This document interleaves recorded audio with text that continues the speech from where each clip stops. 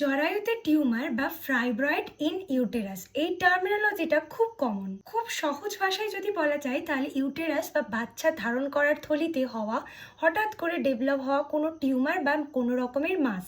এবারে আসি কোন কোন লক্ষণ দেখে আমি বুঝবো যে আমার জরায়ুতে বা ইউটেরাসে এক্সট্রা মাস ডেভেলপ করেছে। প্রথমে আসছি হেভি ব্লিডিং। এই হেভি ব্লিডিংয়ের মধ্যে প্রথমে যেটা পড়ছে সেটা হচ্ছে পার ডেতে পিরিয়ডসের সময় প্রায় 5 থেকে 6টা এক্সেল প্যাড চেঞ্জ করা, সঙ্গে ক্লট ব্লাড অ্যামাউন্টে আসা। সব থেকে যেটা মোস্ট ইম্পর্টেন্ট সেটা হচ্ছে এই যে ব্লিডিংটা হয় সেটাতে কোনো পেন বা ব্যথা যন্ত্রণা কিচ্ছু থাকে না।